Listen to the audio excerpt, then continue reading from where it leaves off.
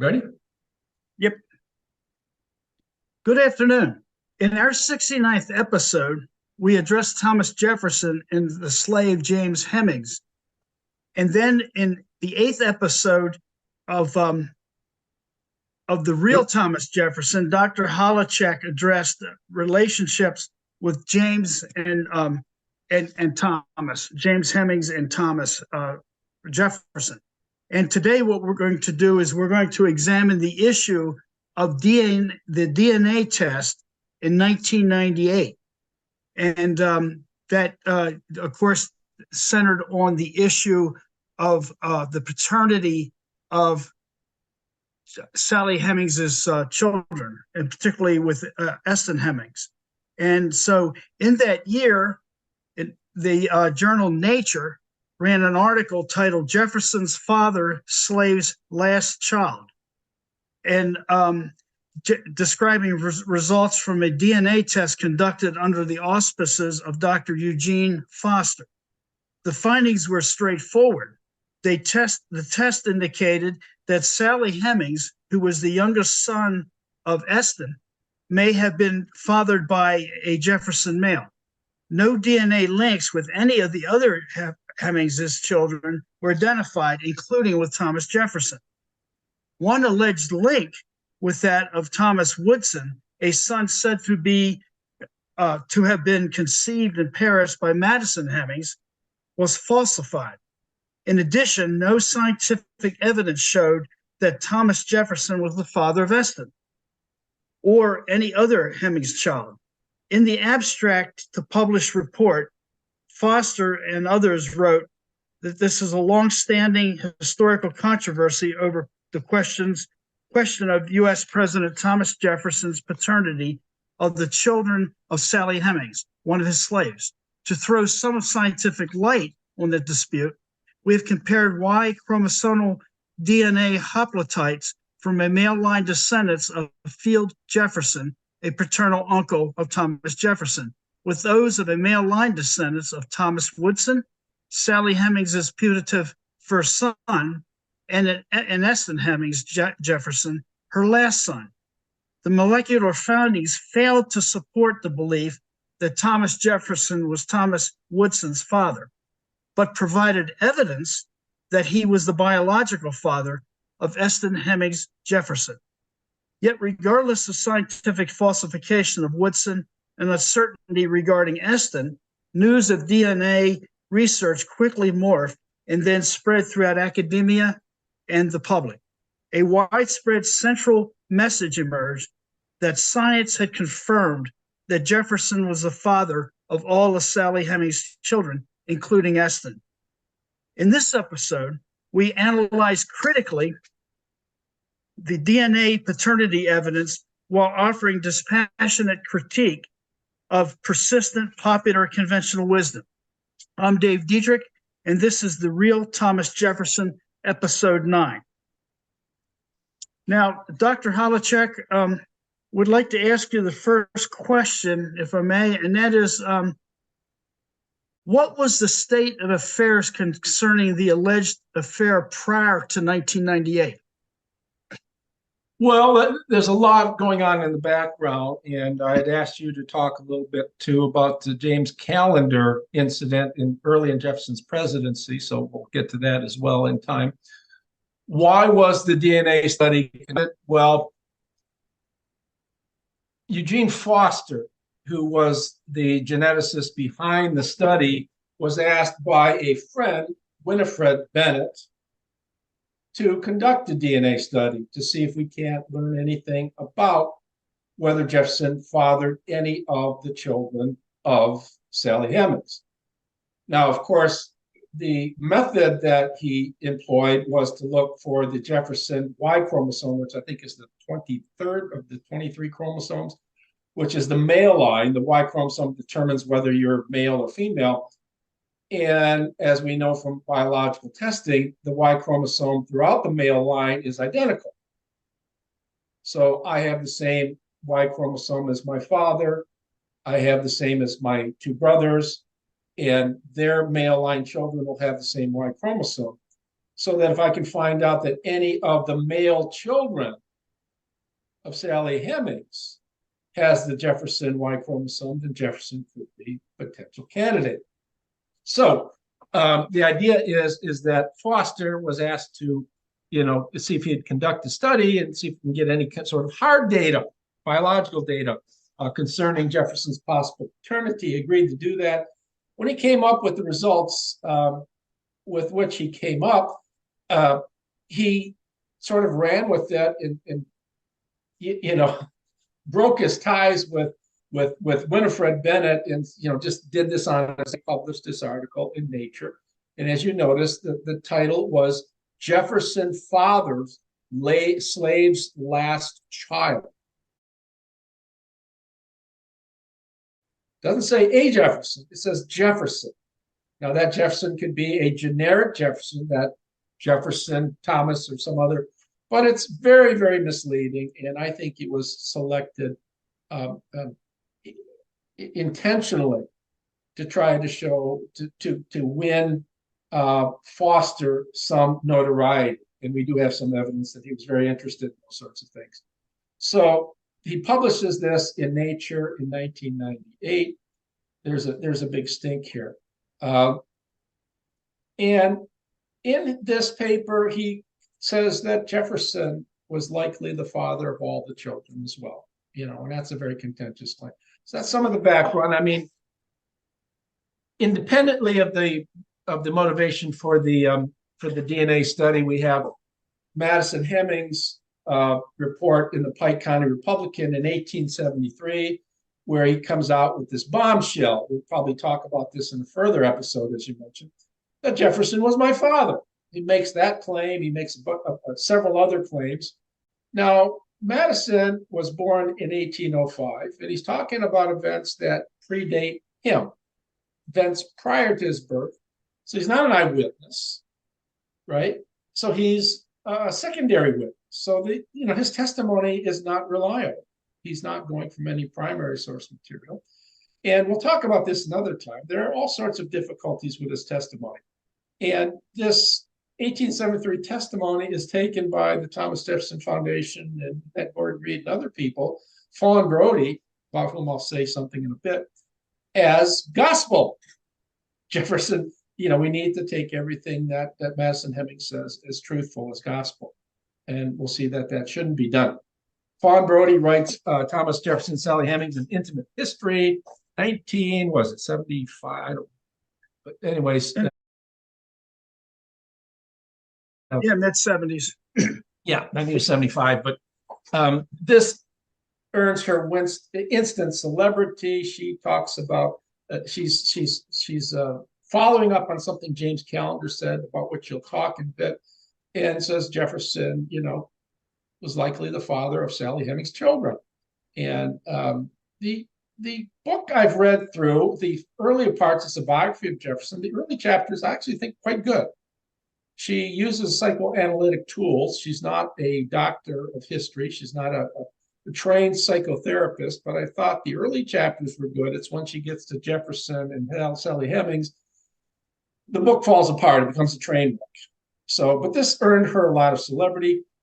1 year prior to the DNA study, we have Annette Gordon Reed writing Thomas Jefferson, Sally Hemings, American Controversy.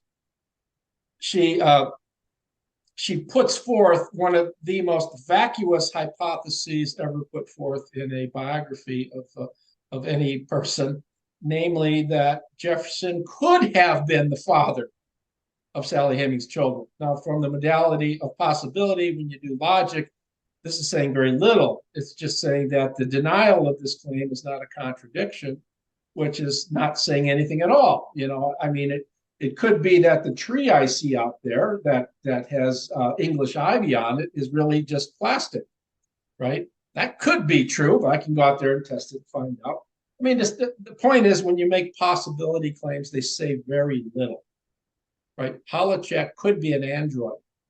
And Dave might come over, you might come over one day while I'm sleeping and bust my head open with a hatchet to find out whether I'm an android. You say, no, he's a real person. That's brain in there. he's a dead person, but so I mean, when I say it's a vacuous claim, I'm not being pejorative necessarily. It just is to say that she's an African American scholar who was incensed by no one taking Madison Hemings' testimony seriously. Now, what I'll say about this is, to my thinking, she's not doing anything that Fawn Brodie hasn't done. And yet, when you look in her index, I think Brodie is seldom mentioned. She seldom mentions Brodie throughout the book. I don't see her doing anything that Brodie didn't do. It's just the sort of crambe repetita in Latin. It's hashed, warmed over. It's taken the same thesis and the same arguments and repackaging them. She has the a benefit of being an African American woman, so maybe repackaging them in the under the name of a Black person might have more weight. I don't know if that's true or not, but I just think it's sort of scandalous that Gordon Reed doesn't give more credit to Fawn Brodie. I think the book's not. And then at the same time, we have the Bill Clinton, Monica Lewinsky scandal, right? President sleeping with some young, quote unquote, bimbo or something like that. And that creates a scandal. Joe Ellis comes out, so we got to impeach the person. So this sort of dovetails really neatly with, this sort of scandalous stuff here dovetails neatly with Jefferson possibly being a father of a child. So that gave more motivation for scholars to jump all over this. Okay. You're going to have something to say about Callender? Yeah, James Thompson Callender was a Scotsman that eventually immigrated to the United States, and he was noted largely as a pamphleteer and a journalist. But here's the rub. With that came a consistent habit of being a political muckraker. So he would go about and write. I like that word, muckraker. That's muckraker. I want to use that. And so he was like a type of guy apparently that he. We have Donna coming. We have Donna coming in. So okay. I think she's coming. Donna. He could write. He could write things that lambasted the Federalist. Hello, Donna. Dave's talking about Callender. We're on question one. Hi, I'm sorry. I'm late to the party. Good to have you. Oh, we're on question one. Dave's talking about James Callender. Well, I'll let him finish, and you can come in. Oh, sure. So he was like an equal opportunity offender, I guess, in that sense. He would go after the Federalists, and he would also go after the Republicans. But the short of it is that when Mr. Jefferson became president, Callender was expecting to be rewarded with a postmaster's position out of Richmond. Well, one of the problems and let me add, I don't mean to, sorry, sure. Dave, but that's a very prestigious position at the time. We don't think of postmaster today of being anything of any significance, but that's very, very prestigious. Exactly. And of course, the interesting thing there is Richmond at the time was also a hotbed of federalism. So there's an interesting connection there. Jefferson is not happy with that prospect of having Callender involved there for obvious reasons. I guess character flaw plus the opportunity to do some ornery things for the opposition. So he didn't give Callender the position. Callender then turned around and started to write all about the issues that centered around Jefferson, and he referred to the individual as Sally. He didn't say Sally Hemings, he being Callender, but he did begin to write about I guess a dangerous relationship between the Sally and Mr. Jefferson, and it went on from there. Talked about dark-skinned Sally, if I remember correctly, and he really brought the racial aspect in it, that somehow it was really demeaning of a white politician to be involved with someone who had black blood in her. So he's trying to make it look that Jefferson was somehow less than human for a white person being involved with the black person. So there's quite a bit of scandal in that. And Jefferson really thought very little of the whole thing, didn't he? Yeah, and he was, as you mentioned, you and I talked about this, he was a Stoic, and so, part of his response to that was just to ignore a lot of it. Now, he didn't do that privately, but he certainly did that publicly on a consistent basis, he being Jefferson. Yeah, there's that aspect that, people always talk about when something is in the air and it's scandalous, we need to address it. Well, sometimes that's the wrong thing to do. Sometimes that can get you into, you can feed the fire by fanning it, by opposing it. Sometimes the best thing to do is just ignore things. But Jefferson tended, like you said, publicly not to address scandalous material by muckrakers. So I thought through that end, Dave. You notice I use that word muckraker. I like that word. It's got 4 syllables too. It's nice. I'd like to claim that I coined that phrase, but no, you didn't coin it, but it's a good word. It's a really good word. Donna doesn't even means. Donna, your audio's not up. I only counted 3 syllables, but that's okay. Okay, I'm off. Are you making fun of me? There is only Never. 3. It's such a rich and meaty word. It seems like it has 5 or 6 syllables when it only has 3. All right. I guess you're on for the second question, aren't you? We need your audio. Okay, so Mute it again. I guess some.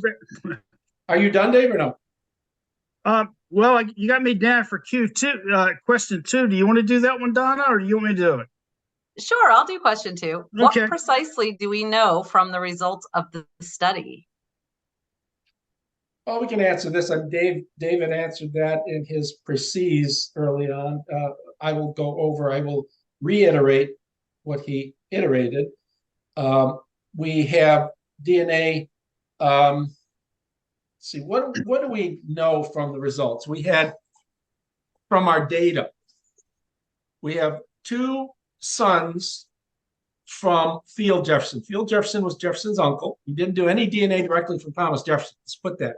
So if Jefferson is a bastard in any sense, if Peter is not his father, then we have trouble. So on the assumption that Jefferson was really fathered by his father, we assume that Jefferson had the Jefferson chromosome. So there were 2 samples of Y chromosome from sons of someone in the bloodline of Field Jefferson, from sons, his 2 different sons, someone in their bloodline, Jefferson's uncle. Remember, all the males should have the same Y chromosome. We have 3 male line descendants from 3 sons of John Carr, who was the grandfather of Samuel and Peter Carr. So something in the Carr, we're trying, because there's this long oral tradition among, the Carrs and the white people at Monticello, that the Carrs were fathers of Sally Hemings' children, Samuel or Peter, perhaps both. So we have, 3 samples of that. We have 5 male line descendants of 2 sons of this infamous Thomas Woodson, right?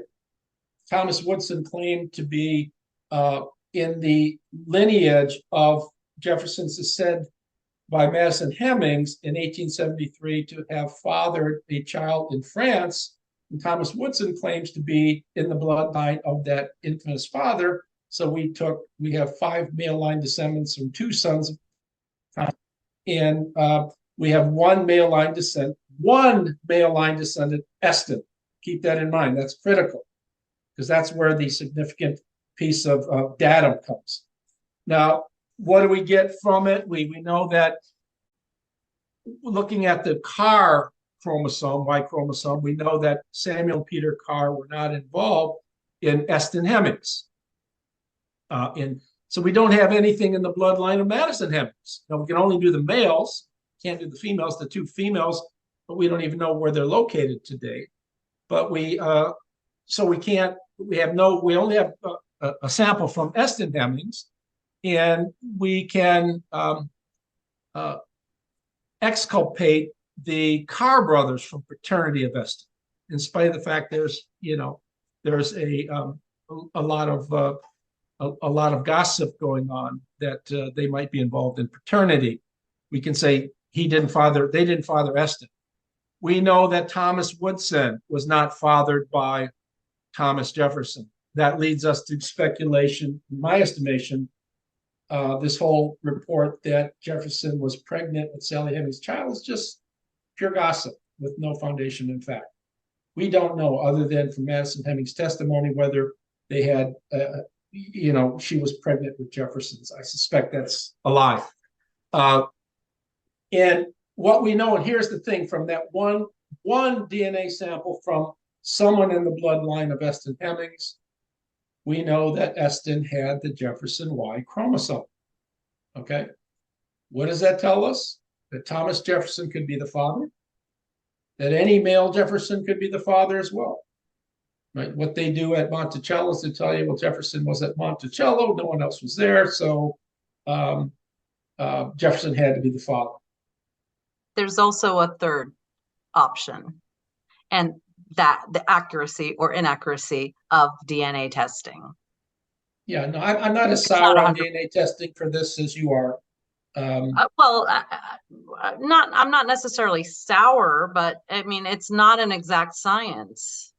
It's pretty damn close, right? And maybe with some of the stuff you experienced, there's confusion because you're working with hyperhidrosis and stuff, which is very technical. But when it comes to establishing bloodlines, there's a pretty sound consensus that what we're doing here, it's a hard science and it's pretty accurate. So it's pretty revealing. The only problem would be, is there any contamination of the data coming in from Eston's line? Maybe if you're hinting at that, that's easy to do. They only did one sample. It would be helpful if they did more than one sample from descendants in the male line of Eston's to confirm that, to offer a conditional evidence, because, how do I put this? If someone else with the Jefferson chromosome came into the Hemings line from the side, you know what I mean? Some other Jefferson had sex with someone in the Hemings line, right? That would account for why, that descendant, that male line descendant of Eston Hemings had the Jefferson Y chromosome. So we ruled out the Carrs, we ruled out Thomas Woodson, and we know that from one sample only, and here's Donna's worry, that's just not enough, and the data could be confused and stuff. We have Jefferson as a possible father. Now, we've ruled out the Carrs in terms of being the paternity, the paternal link to Eston, not necessarily to the other males, right? Or the other children. Yeah, absolutely. We only have one DNA test that has any relation to the two sons of, it's just one. And that shows that Eston is, and that's not a lot. So, and we don't know which male. Well, I'll tell you, here's a little thing is that we know from the census in Chillicothe that Eston was 6'2", 6'1.5", and not Peter Carr, but Madison was 5'7". Now that's certainly possible within, the same bloodline and all that, but it also invites the question whether, Eston was fathered by Jefferson and was Madison fathered by one of the Carrs. Yeah, TJ was what, 6'2 1/4 inches tall, something like that? Something like that, yeah. Yeah, I think Donna says her ideal man is like 6'2 1/4. Are you there, Miss Vitek? You just limits of knowledge in all this. I mean, we know some, but not everything. That the historiography seems to have migrated over time from not a comment at all about this, other than Collender perhaps and Fawn Brody, to Thomas Jefferson is the father of all of Sally Hemings' kids. Where's the science that proves that? Oh, there is none. There is none. That's why we're doing this series. We're going to have a series just to show, try to cover this as completely as possible to show that, the only conclusion that's warranted is complete skepticism. Yeah. But I tend to think that what we do know shows that Jefferson was not the father of Eston Hemings. And I think we can make a plausible case he wasn't the father of any of the children. But, skepticism is really warranted here. All right, Miss Vitek, do you want to do the third question again, too, since you... Ooh, yes. Is that exciting? Okay. 2 in a row? Yeah, 2 in a row. What precisely do we not know from the results of the study? I think I can answer this briefly, and maybe the two of you want to comment in here. We don't know who fathered Eston Hemings. You can't just say you have the. Let's go back to the. I think you have it somewhere here on the internet on the page. I'm going back to the abstract, right? Sally Hemings. Okay. When they talk about Sally Hemings' putative first son and Eston Hemings Jefferson, her last son, said the molecular findings failed to support the belief that Thomas Jefferson was Thomas Woodson's father, but provide evidence that he was the biological father of Eston Hemings Jefferson.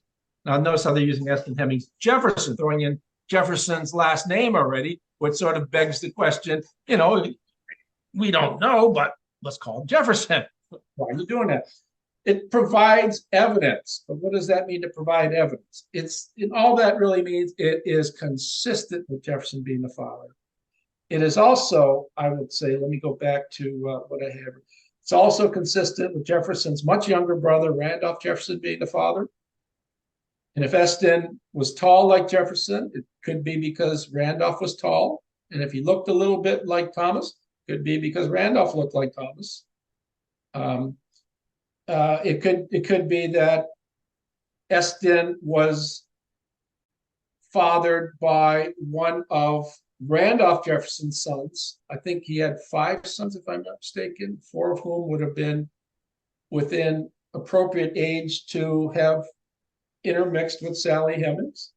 And there were a whole host of other possible Jeffersons, right? Within, George Jefferson Sr.'s line, offspring from him that could have been fathers. We don't know. It's astonishing to me that the folks at Monticello and Ward Reed and people can't just say, if you look at the evidence honestly, we don't know. What's wrong with saying that? I mean, why do you think people at Monticello are afraid to say that? Doesn't make any money, does it? No. No. I mean, so there's a lot there.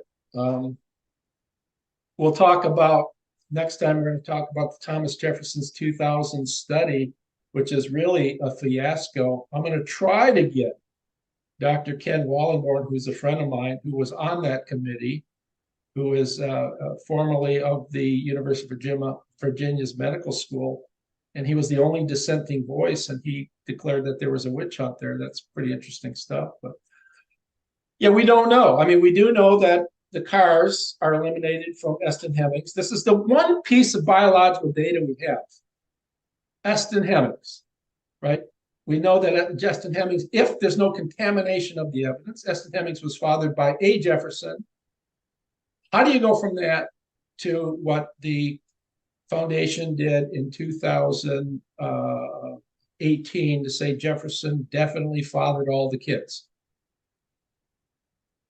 Astonishing to me. That's why I moved to Lynchburg, to try to fight that. It's not necessarily arguing for Jefferson's lack of paternity. It's just honesty and integrity and scholarship. It's not there at Monticello. Anyways. Anybody else have anything to add on that? Or if not, we'll go to the fourth. Well, yeah, I was thinking the argument that some of the scholars have made about the infamous or famous, depending on your point of view, I guess, Monte Carlo simulation that basically is an analytical tool. It's not a panacea, but it's treated as such, and that the assumptions that go on to it into the analysis come out that Jefferson was at Monticello whenever Sally Hemings conceived. Well, we don't know if that's true or not, but even if it were true, that doesn't prove he's the father. Why? Because presumably a lot of other people would have been there too when TJ was there. There you go. Framing a Legend. There's my book, Framing a Legend. Doesn't come in with the background too well, but That's how we became friends. I talk about Fraser Neiman's in a section of the book, his Monte Carlo method using Bayesian induction, and I just think the argument's a complete travesty. Algorithms like that are only as good as the data that you put into them. And if you put skewed data and you neglect other data that's relevant, he works on assumption that every time Jefferson was at Monticello, Sally Hemings too was at Monticello. By the way, how about those Wolverines beating Ohio State? Thank you very much. But anyways, I mean, they're just, you work on an equation, and if you conveniently skip data, it's called, what do we call that in history when you pick certain things to the exclusion of others? Cherry pick. Cherry picking, right. You cherry pick. You can't do that. You just can't do that if you're honest with what you're doing. And I'd like to think, if anything, that I'm honest as a scholar, which means I keep saying you need all the available relevant evidence, all available and relevance. These are three conditions. You can't just say, well, this doesn't work with my hypothesis, so I'm not going to talk about it, right? And if I don't talk about it, I might sell a lot of books. I might get myself on the cover of a magazine like Smithsonian. You can't do that.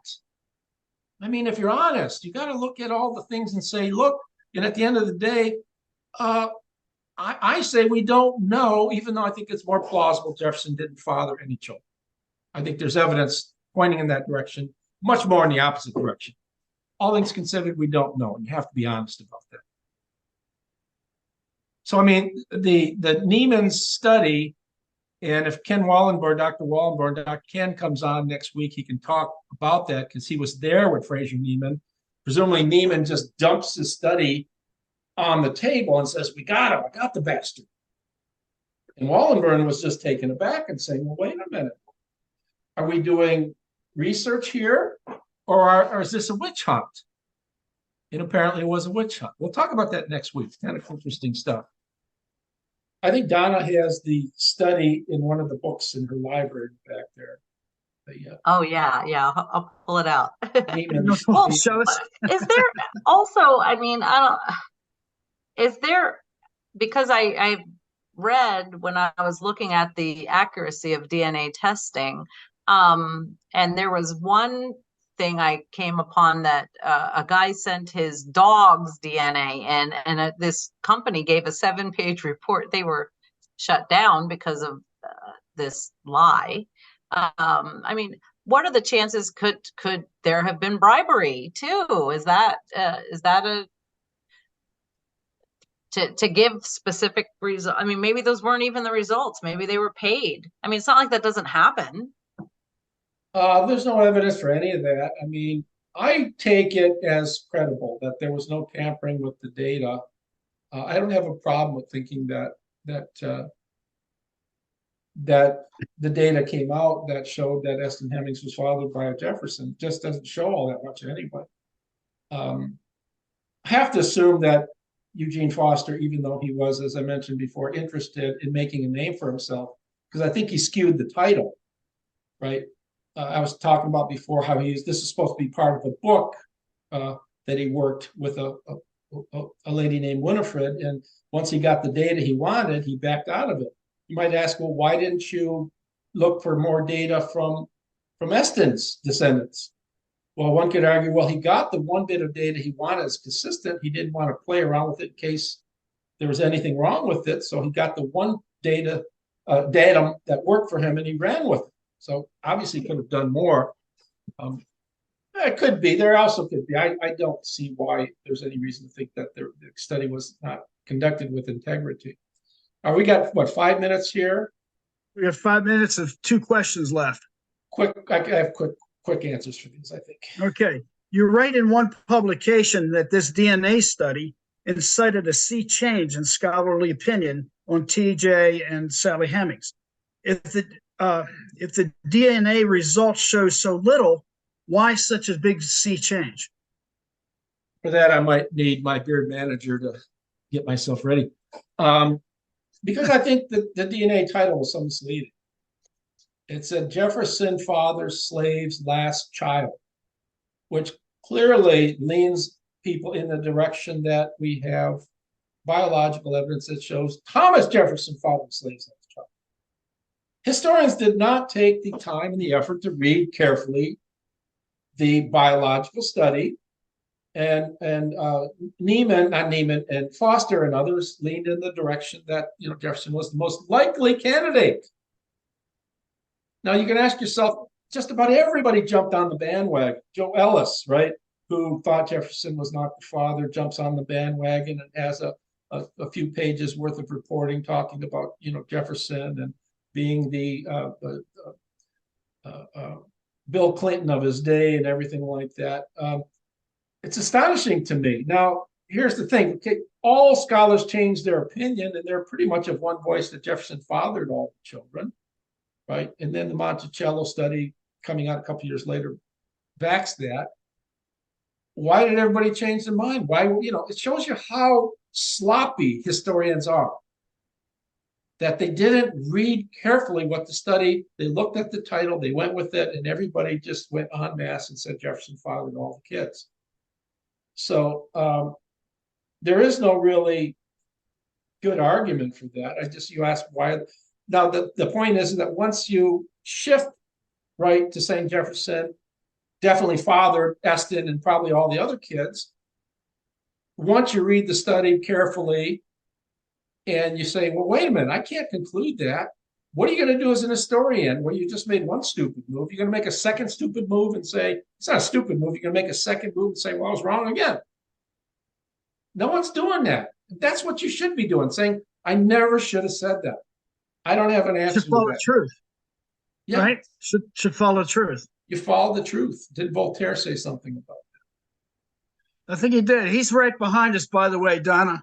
Somewhere. Voltaire and the King of Prussia, Friedrich de Grosse. I wonder about that sort of party. Anita Bryant might be worried about what those guys are going to do after they fill themselves up with wine. I know how those parties in Paris, France could get. All right, last question, and then Donna's going to bring us home with the quick afterword. Okay, I'll do question number 5. In several publications, you write of the consilience argument used by pro-paternity advocates. What is that argument?